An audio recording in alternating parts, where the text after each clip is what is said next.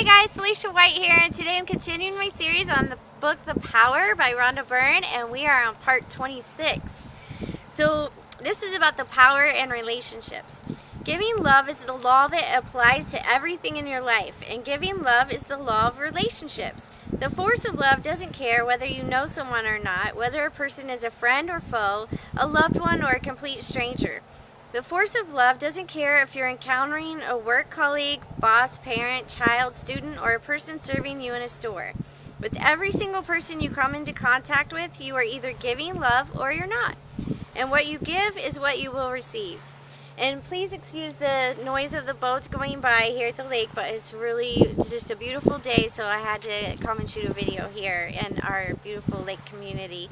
So if it's loud because of the wind or the boats, I apologize, but hopefully you can hear me. So anyways, relationships are your biggest channel to give love, and so you can change your entire life just through the love you give in your relationships.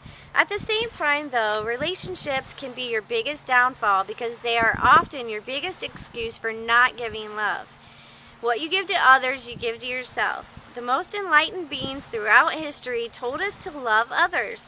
You were not told to love others just so you would be a nice person. You were being given the secret to life.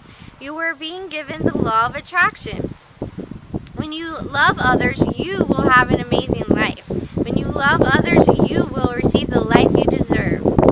Give love to others through kindness, encouragement, support, gratitude, or any good feeling, and it comes back to you and multiplies itself, bringing love to every other area of your life, including your health, money, happiness, and career.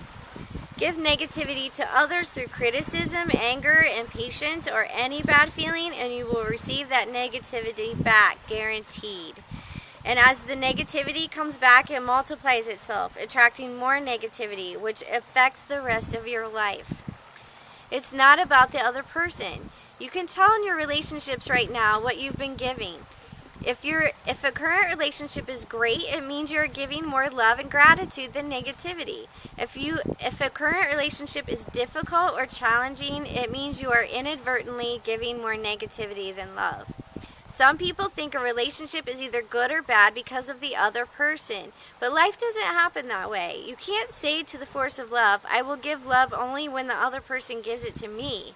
You can't receive anything in life unless you give it first. Whatever you give, you receive. So it's not about the other person at all. It's all about you. It's all about what you are giving and what you are feeling.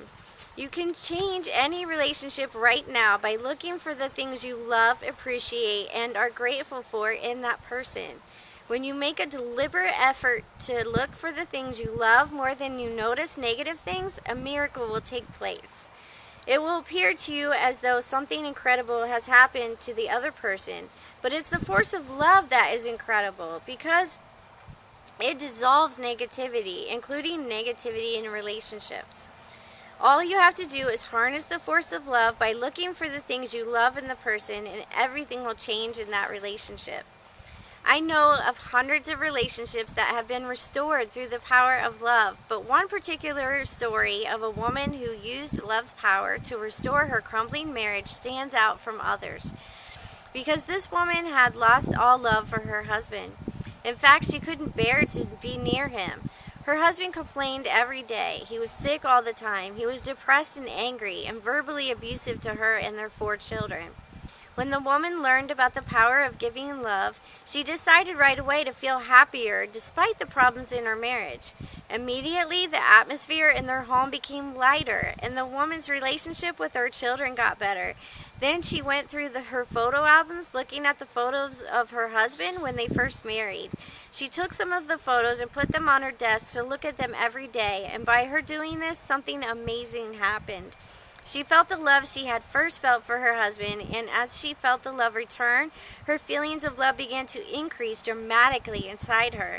She reached a point where she loved her husband more than she had ever had in her life.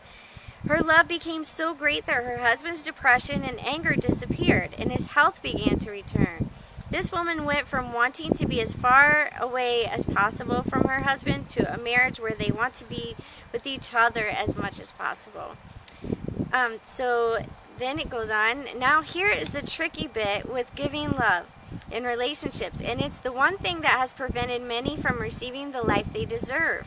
It's only tricky because people have misunderstood what it means to give love to others. To be very clear about what it means to give love to others, you need to understand what it means not to give love to others.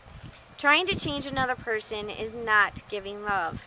Thinking you know what's best for another person is not giving love. Thinking you are right and another person is wrong is not giving love. Criticizing, blaming, complaining, nagging, or finding fault with another person is not giving love. I want to share a story I received that demonstrates the care we must take in our relationships. A man's wife had left him and had taken their children with her. The man was devastated. He blamed his wife and he refused to accept her decision. He continued to contact her, determined to do everything he could to change her mind. He may have thought he was acting out of love for his wife and family, but his actions were not loving. He blamed his wife for their marriage ending. He believed that she was wrong and he was right. He refused to accept his wife's decision to choose for herself. Because he would not stop contacting his wife, he was arrested and sentenced to jail. The man eventually realized that he was not giving love when he denied his wife her freedom to choose what she wanted, and that he had lost his freedom as a result. The law of attraction is the law of love, and you cannot break it. If you violate it, you break yourself. I'm sharing this story because the ending of intimate relationships is very challenging for some people. You cannot deny someone else's right to choose what they want, because that is not giving love. It is a bitter pill to swallow when your heart is breaking, but you must respect everyone's freedom and right to choose. What you give to another person, you receive yourself, and when you deny another person's freedom to choose, you will attract negative things that deny your own freedom. Maybe the flow of money to you decreases, or your health weakens, or your job takes a downturn, because all of these things would affect your freedom. There is no other person for the law of attraction. What you give out to others, you give to yourself. Giving love to other people does not mean you let people walk all over you or abuse you in any way, because that's not giving love either. Allowing another person to use you doesn't help that person, and it surely doesn't help you. Love is tough, and when we learn and grow through its law, and as a part of that learning, we experience consequences. So it is not love to allow another person to use you or abuse you. The answer is get yourself onto the highest frequency of good feelings that you can, and the force of love will resolve the situation for you. So that concludes part 26 of The Power by Rhonda Byrne. Go ahead and like, share, and comment below, and click the link in the blog post below to grab your copy of The Power by Rhonda Byrne. Thanks so much for tuning in. I'll see you tomorrow. Bye.